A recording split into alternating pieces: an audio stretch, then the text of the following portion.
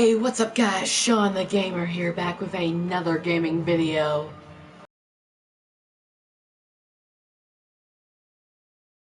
Wrestlemania 2K20. And it's WrestleMania season, people. We're getting close to WrestleMania finally. In about, I believe, in about a month. No wait, it's not March yet, so in April 10th, so a month and a half, about a month and a half till WrestleMania, where the only match we know is going to be Edge versus Roman Reigns. But how about we go back in time to past WrestleManias? How about we go back to one of the greatest WrestleMania matches, or greatest match of all time? WrestleMania 25. Undertaker, the Heartbreak Kid, Shawn Michaels. No doubtly, among WWE fans, one of the greatest WrestleMania matches, or, well, yeah, more of one of the greatest matches of all time, due to the big suspense of it being Undertaker versus Shawn Michaels for the very first time. Well, at Mania, at least. They had done it previously in the past, but this is at WrestleMania, people. So you already know it's going to be big. Now, they did do two matches. One was Mania 25, and the other was Mania 26. That was career versus streak, and Shawn Michaels ended up losing, and his career, everything he accomplished, was over.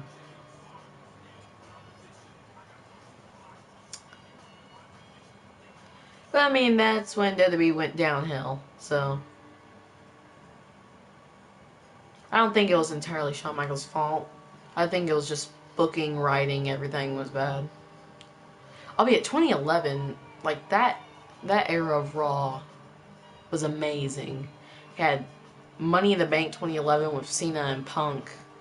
Just the entirety of Cena and Punk. They carried, John Cena and CM Punk carried about 2 years of the WWE with just one long-standing rivalry.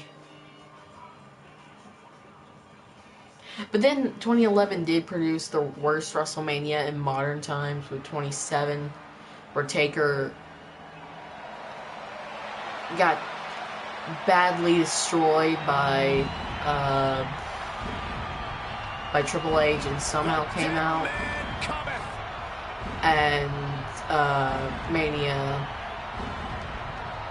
And then just the entirety of Mania was horrible. And also, this isn't supposed to happen. Michaels isn't supposed to break out. Taker shouldn't be able to have a belt.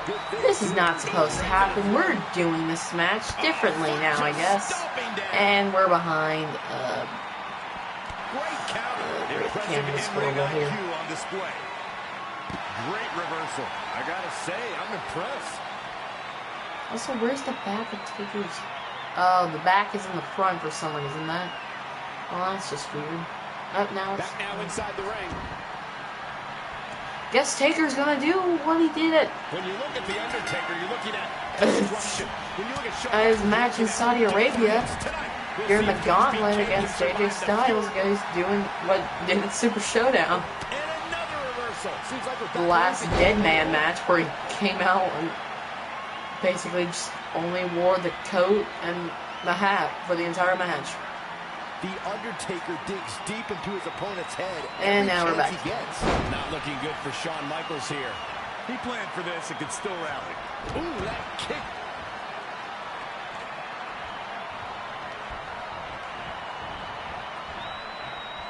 Side Now, Mania 25 wasn't taking place outside. I don't know why the stage is set outside.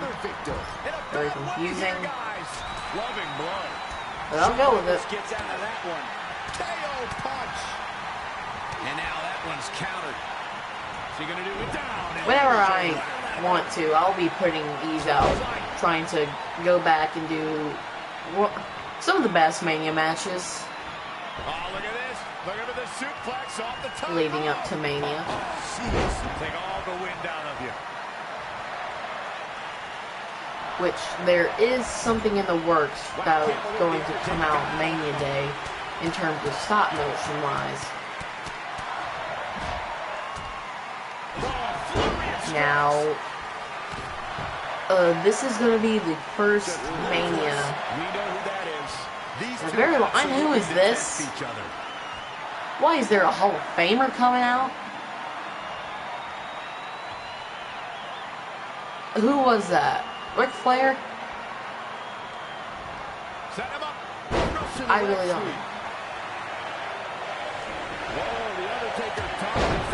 Oh, and he's knocked me down. Okay. Great reflexes. God, what was I saying before? Oh yeah, the stop motion. It will come out April 10th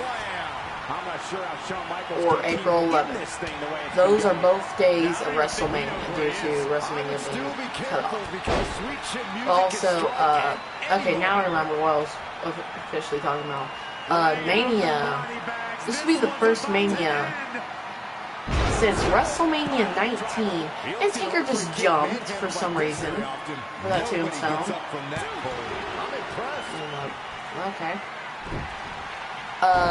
WrestleMania. This is gonna be the first WrestleMania since WrestleMania 19, since Cena hasn't appeared at least at a Mania. Cena appeared at 19. He was supposed to do a rap battle, but that went haywire. The people he was supposed to have a rap battle with did not show up. So yeah. And I will be right back.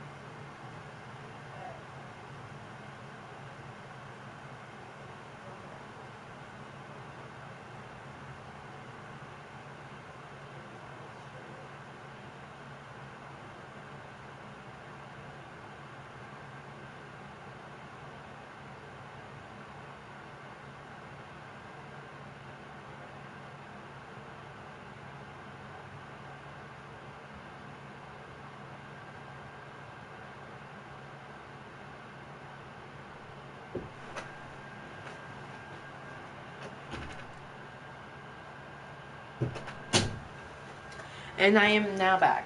Sorry for the inconvenience. But anyway, yeah, this is gonna be the first Mania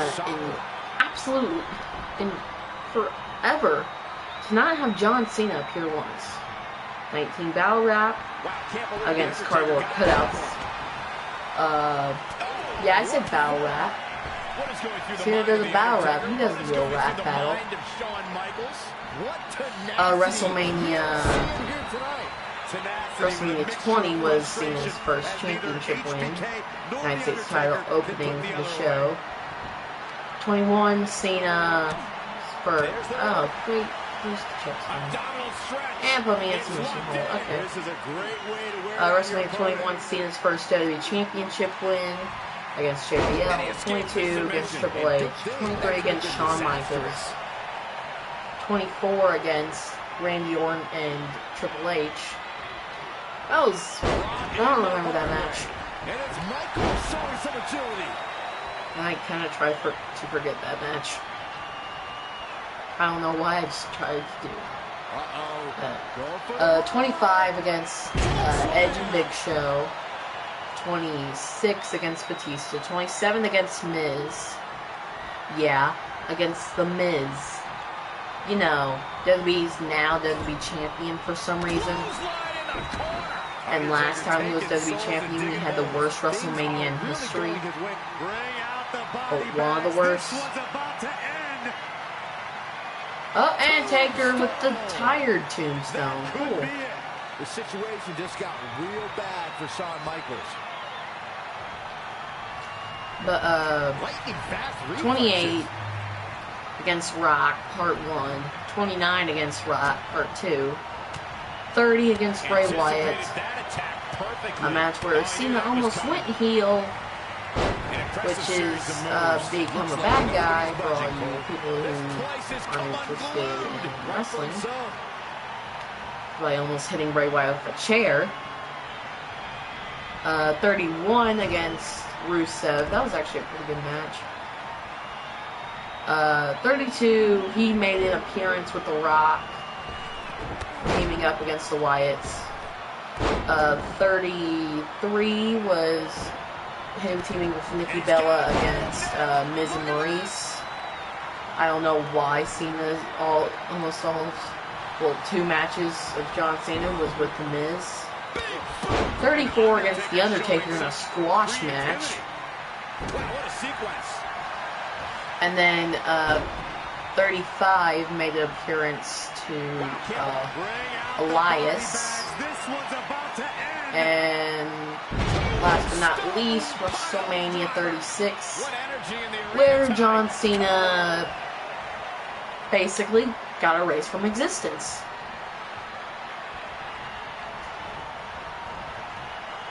Yep, erased from existence.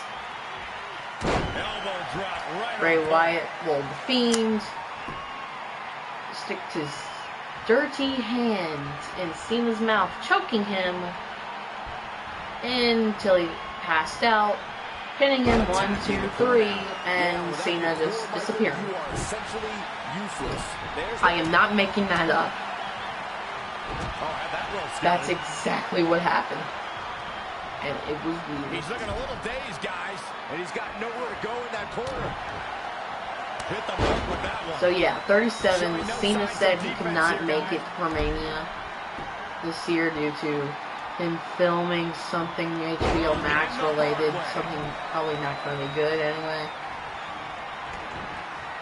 And I mean, he'll probably do like a All-In Mania thing. He cannot appear at Raymond James Stadium though, because he's up in Canada for some reason. And down with the suplex. And then Taker, he's missed Manias in the past. He's missed 16, he missed 35, and for some reason showed up the next night on Monday Night Raw instead of Mania. That was very weird. And both Cena and Taker both went after Elias. That was even weirder. It's like they were trying to give Elias a push, yet just forgot about him. And Undertaker showing such creativity. But yeah.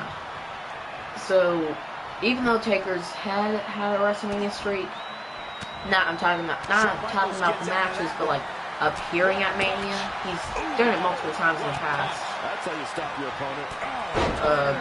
Count 21-0 WrestleMania streak. Could have been actually 22 if he didn't skip Mania 16, but that was because wasn't expecting that. He was written off and had a rest year, and then didn't return until later on that year as his biker persona. So yeah, he missed Mania that year. But other than that, Taker's basically been at every Mania besides besides 16 and 35. So it's normal for Taker not being at Mania. So it's not normal to know that he has retired and is not going to be at Mania. I mean, who knows? He can make a surprise appearance as Mark Calloway instead of The Undertaker. I mean, that'd actually be pretty cool because we technically Mark Calloway's first Mania, not as Undertaker persona. But yeah, it's not gonna be weird. This Mania. Much as some people like to think, oh, it's gonna be so weird that Cena's not gonna be at Mania or Taker's not gonna show up at Mania when Taker's hasn't shown up at Mania in the past. I mean, Cena came in 2002, but it was late 2002, so he wouldn't be able to come to Mania 18. And he barely did anything at 19. The biggest thing about 19 was Brock Lesnar almost breaking his neck. Mostly looking to injure the torso here. Jeez, you think, Cole? But, yeah. I mean, hopefully they'll get some way to get Cena at Mania since he's gonna be star attraction. I mean, I get he's a part-timer now. You know, because even though he criticized The Rock for going part-time, he decided to go part-time. That wasn't a good decision on Cena's behalf, but yeah. Oh, look at this.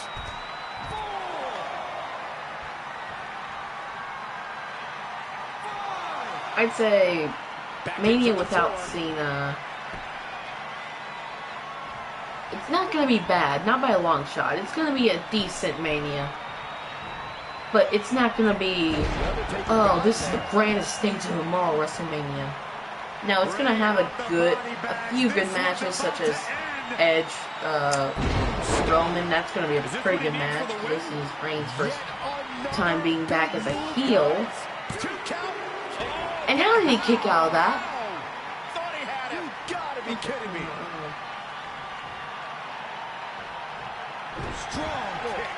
Back to what I was saying, this Reigns' first time being a heel at Mania, so that's gonna be a decent match. It's gonna be like Cena sucks.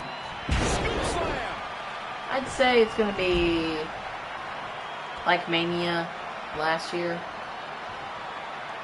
to where it wasn't good. Mania last year, it had problems, like having Otis have a Mania match. That was like not even a kickoff show match. That was just a full-on Mania match. That was a horrible decision on WWE's part. He just cannot be caught. But yeah, there was good matches. Night one had Taker AJ, so I mean they could have just done the one-day show and only had Taker AJ, and it would have done better than the other matches at Mania. And then night two, the weaker night, had Cena Wyatt, their moving match. It was an okay one. I mean, I can get where they were going with, okay, you're in the Fiend's world now, John Cena. You're going to witness your fears and your biggest mistakes. Saw what he had in mind there. And, like, such as one of his fears was failing his WWE debut against Angle. That was one of his fears. His second, becoming Hollywood, going Hollywood, shown by the NWO portion, where he became exactly like NWO Hollywood Hogan. Like, what if Cena turned heel instead of cheering on with the fans? Cena being afraid of, what if he went with the people at Mania 30? What if he decided everyone was chanting for Bray? What if he hit Bray with a chair instead of doing the entire good guy persona back then? What if he turned heel? Fears like that is what they did for the Bray Cena match, and it was a good match. It was a really good match. Those were really good moments for that match. And Dead Man's gonna fly. But it did have its flaws. Like being weird. Its biggest flaw was being weird. Like, you go from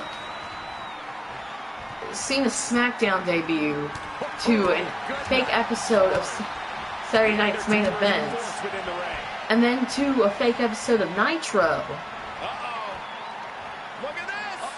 and then WrestleMania 30, where old Bray came back, and yeah, it was weird. But other than that, good match. And then McIntyre Brock. It was basically just Survivor Series Goldberg, Brock Lesnar. But instead of Goldberg, you replace him with Drew McIntyre, who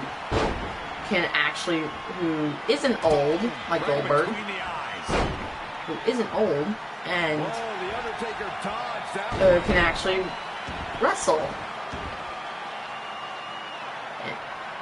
Instead of almost breaking Undertaker's neck, trying to do his good old-fashioned jackhammer. No, that was not good. Seeing Undertaker's neck almost snap.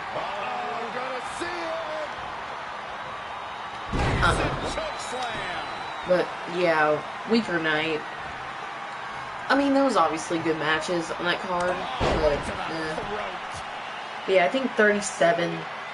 Night 1, I'd say that's gonna at least be the best night, and then night 2, it's gonna be the weaker night.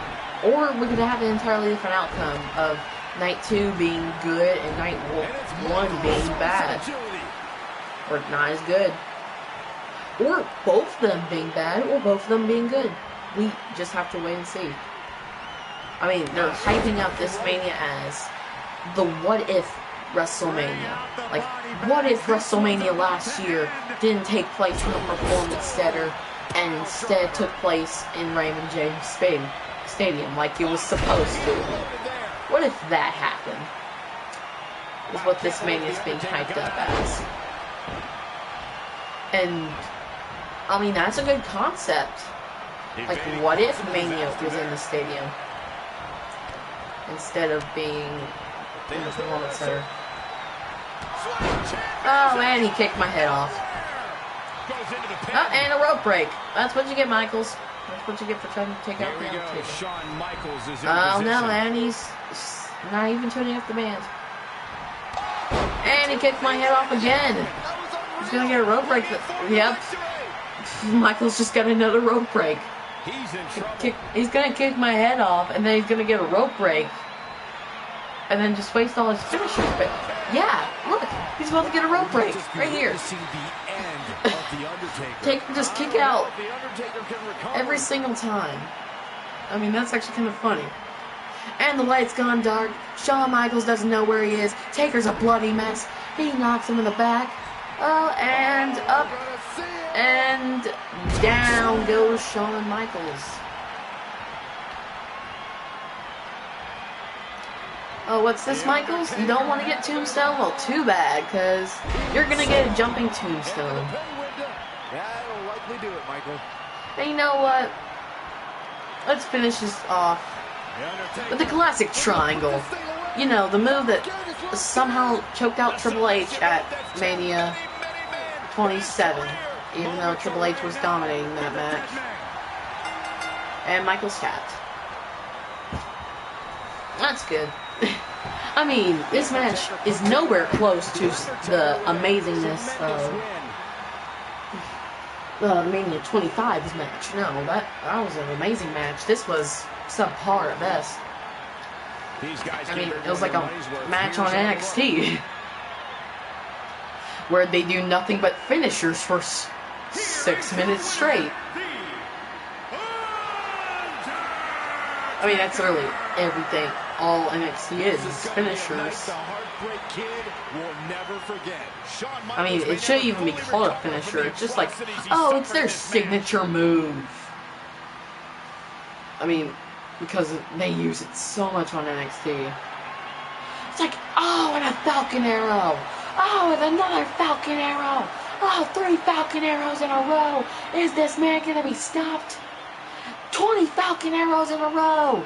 How is he not down?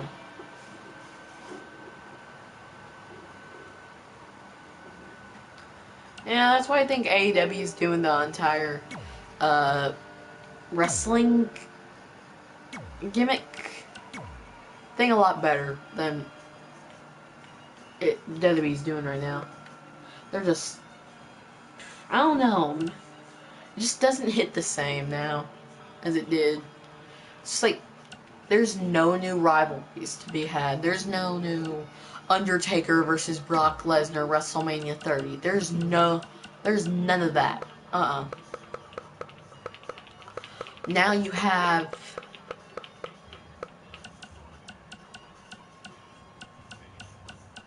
Alexa Bliss poisoning Randy Orton. I mean, that's actually a pretty cool storyline, and they've done quite a bit with it, but not that much. Or how about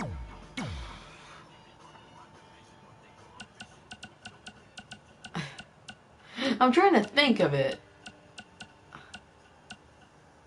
Or how about having The Miz as WWE champion? I'm still mad about that. It's just like it's like one of those things where you're like, okay, this is actually kind of bad. Like, I'm kind of scared of this. I don't want The Miz to be WWE champion. I also gotta fix Undertaker's entrance real quick, because the Mohawk Taker's gonna come out with Undertaker's big evil entrance.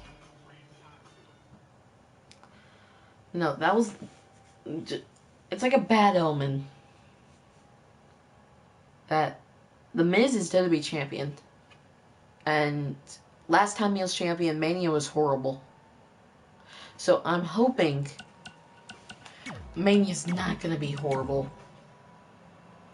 If we can get a good WrestleMania this year with Miz being champion, I'll be happy. And better not, let's have Miz lose his belt at Mania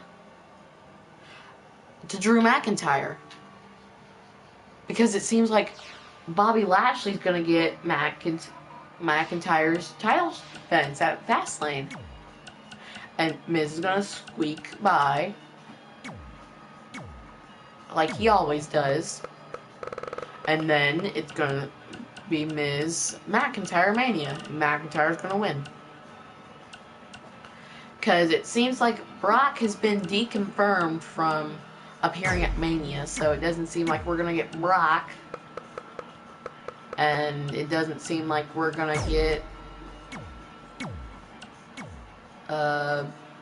I mean, we already know we're not gonna get Cena and Taker because they're off. Taker's retired. Cena, you know how Cena is, on and off.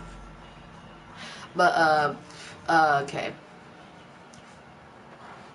They deconfirmed The Rock, so doesn't seem like The Rock is gonna appear at Mania.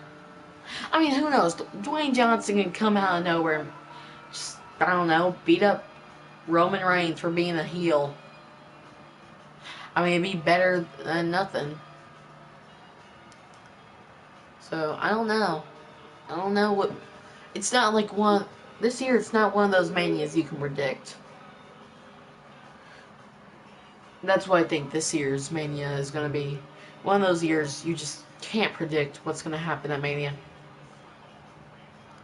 Can't tell if someone's going to return, someone's not going to return. You can't tell how the matches are going to be, or anything. Since, well, there's only one confirmed match, and we still have month and a half to get the rest of the matches. But yeah, other than that, I don't know. I want Mania to be good. I forgot to put Paul Heyman. No, that's not.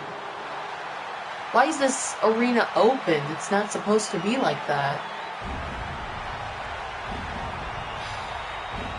Okay, I got a lot of this. But with only the one match confirmed, it's gonna be a make or break Mania. And Taker doesn't have a hat. That just ruins the entire entrance.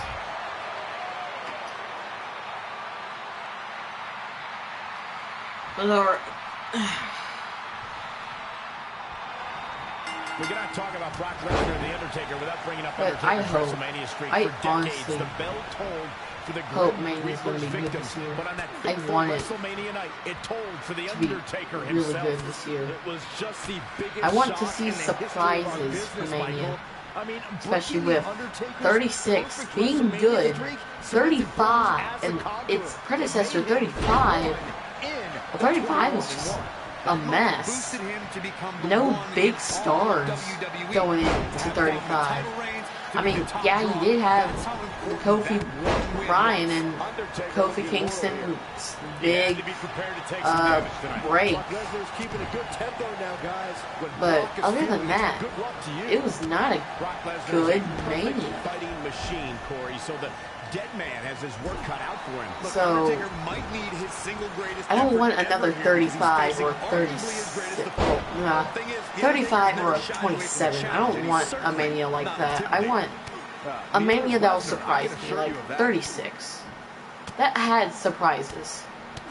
Like, the opening match of night 1, Morrison, Jey Uso, someone else, I forget.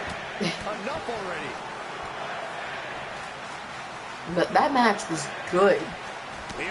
There's like actual wrestling in that match. They killed it to open the match up. They killed it. And then you have Otis in a match on the main card. Not the kickoff, the main card. And I forget everything from night 1 besides Taker AJ, because Taker AJ was just a good match. There was nothing wrong with Taker AJ. I mean, Taker killed 3 people in the span of 30 minutes. I mean, he threw Luke Gallows off the roof. He probably fractured his neck. That's why he never appeared on WWE again. He tombstone Carl Anderson on the roof. He buried AJ alive, and then when he got back to the roof, at the end of Taker's entrance, fire came off the roof. That means Carl Anderson was burnt to a crisp. So yeah, Taker killed 3 people. Double axe handle smash in the span of 30 minutes. A 30-minute brawl ended 3 people killed, a bunch of druids just knocked out wherever they were. Didn't see them again. And a man buried alive. Amazing match. It showed that Taker can go out with a bang, and he did. He went out with a pure bang. He killed it. Literally, he murdered 3 people. And Brock's back went out for some reason. You're not Undertaker Brock. You don't have a bad hip. And then, yeah, night 2. I don't really remember much from night 2 besides Cena, Bray being the weirdest match ever, and McIntyre Brock. Oh, and then like the next night, Big Show. No, wait, no. Later on the night, WWE.com just put out Big Show versus Drew McIntyre for the WWE Championship at WrestleMania. It was a match that did not appear at Mania. Like right after McIntyre won, Big Show had a WWE title opportunity for no reason. And then they didn't do anything with him until Orton kicked his head off. And then he left for AEW. Just assaulting the torso here. Clearly part of the game plan. So yeah, WWE has bad booking, and I mean, Mania is one of those matches. WrestleMania is one of those matches where,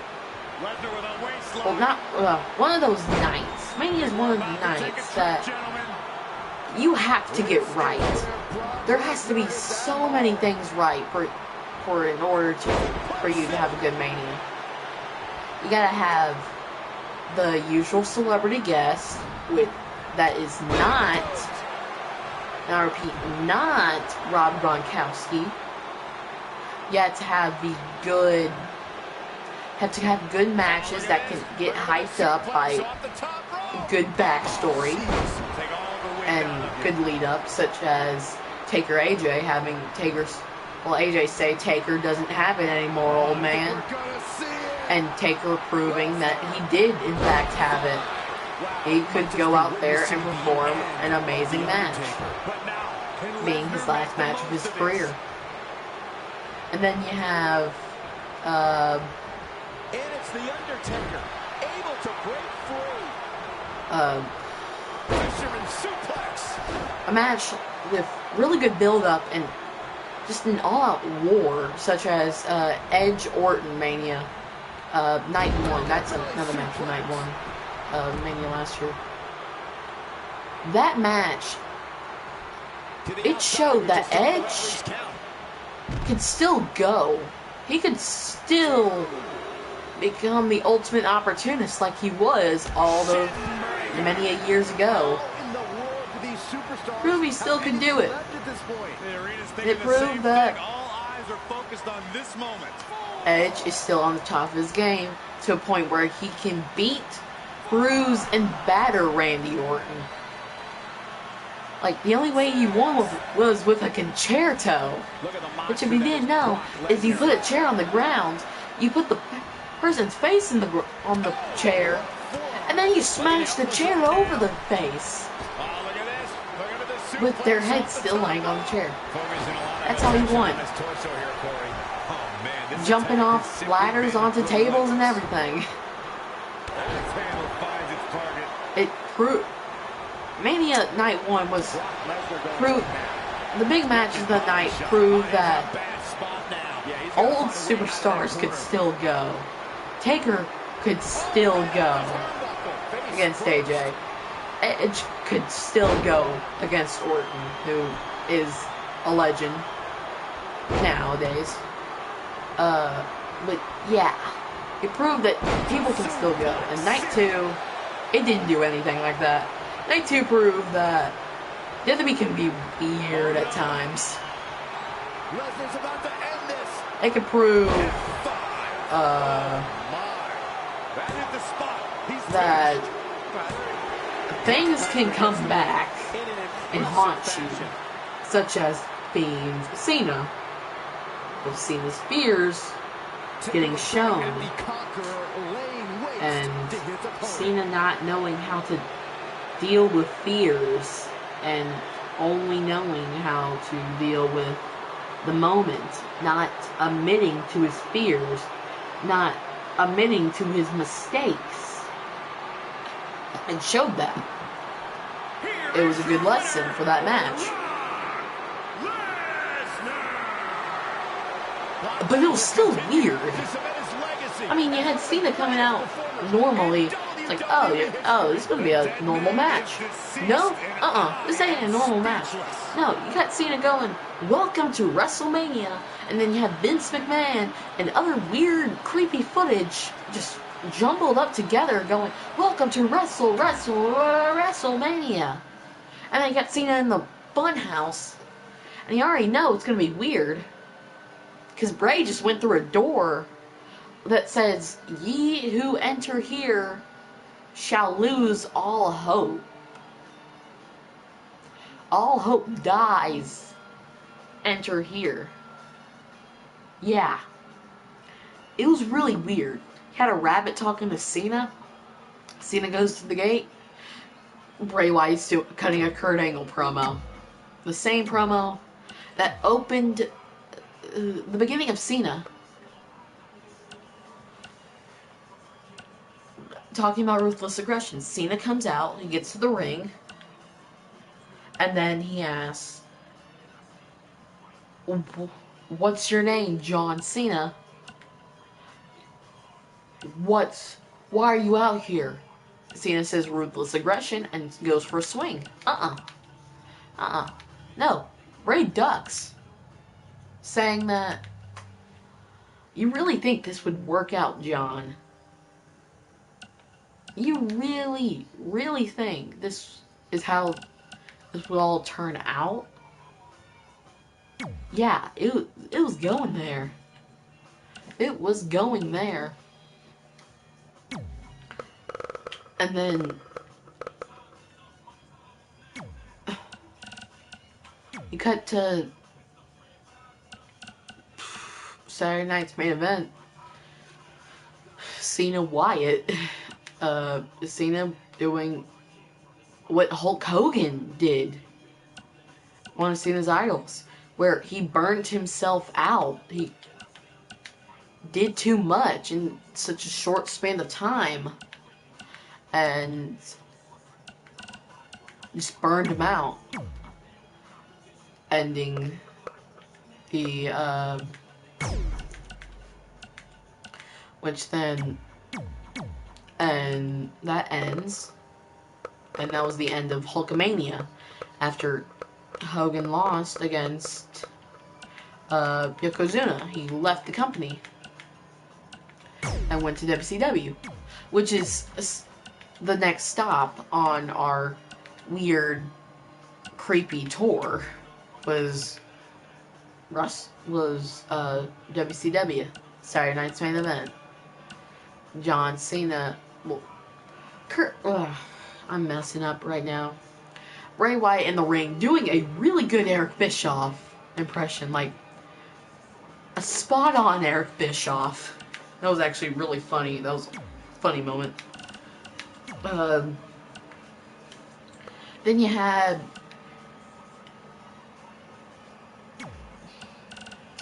Cena come out wearing NWO attire.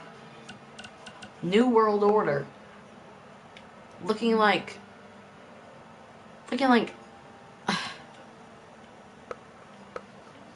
he looked like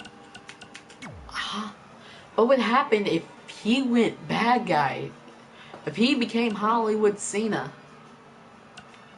That's what he looked like. And it was weird. It was weird seeing John Cena come out Hollywood after him being good for all the years that he's been a part of the company. He never went bad. He was always good. Cena was always good. He never was a bad guy. Well, ever since he went to Monday Night Raw after he won the WWE Championship.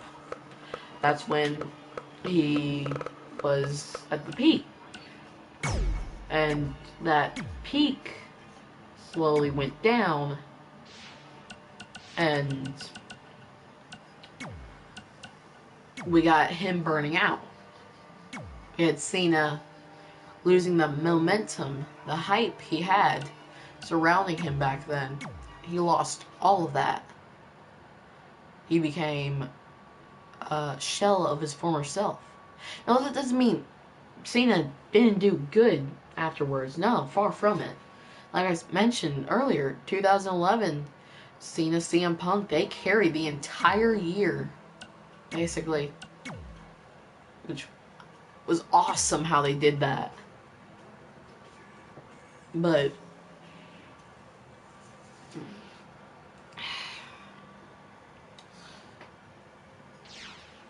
what I'm trying to get at is the Fiend match.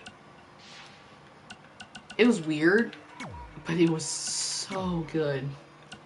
Like, really, really good. They killed it.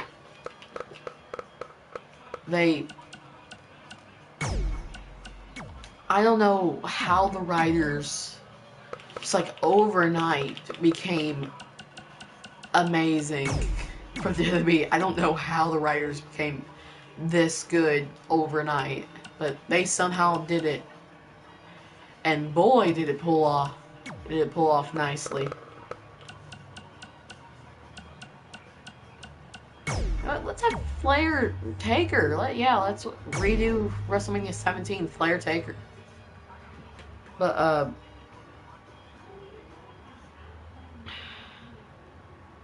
it was showing us that Cena wasn't the same Cena that we knew. It wasn't him at the peak of his career. No, this is him part-timer, broken down John Cena. This is the time where anytime he wasn't in WWE, he was on a movie. Unlike now, to where he's always on a movie. He can't make time for WWE, his main job. Can't do that anymore. He only has time for movies. It's really, really sad. And Cena does not like it one bit. He's said time and time again in interviews that he wants to go back to being WWE, but due to the movie deals and contracts that he signs, he can't. He can only wrestle part-time, and that's when his schedule allows him to wrestle part-time. Other than that, he can't. He has to follow the schedule, or else he's out of the deal. He can't make that money. And sometimes he can't even get out of that deal. He has to stay in that deal. It's really sad. Especially when he dedicated his heart, mind, and soul to WWE for years. And when I mean soul, I mean theoretical soul. Not like your actual soul. No, I mean theoretically. But no. He worked so hard for the WWE, and when he wants to go back, he can't due to contracts he signs, the deals that he has to follow through on. The grand stage. And when he doesn't follow through on those, he can't provide. And if he tries to go against it, or like he was devastated that he couldn't go to Mania this year. Mania, to like how Taker is Mania's home. That's also the same Cena, appearing at every Mania since 19. If he were to appear this year and go to WrestleMania 39, that's 20 years straight of him going to WrestleMania. It's insane.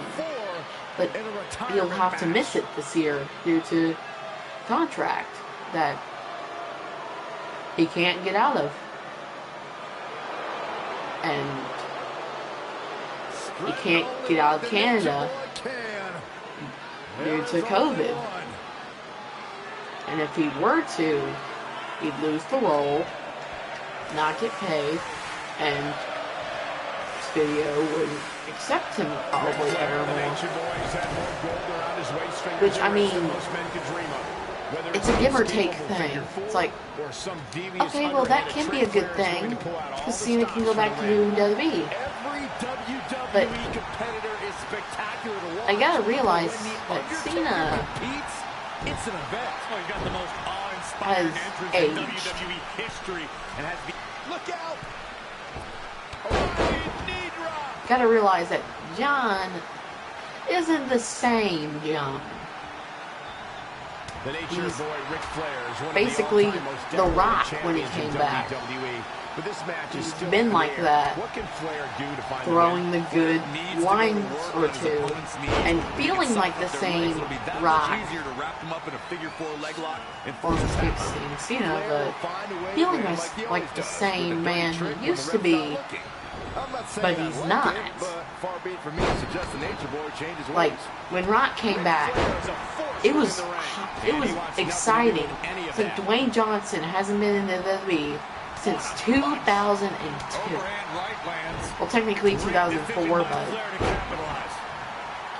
his last big match was Rock Austin WrestleMania 19. That's when he slowly departed for WWE and went to movies full time. So do here to up the odds for success. He's not looking great, but never count him out. when he came back in 2011 with being the host of Mania, it was not as a pun, but electrifying. The crowd was shaking. It's like, oh my, he's here.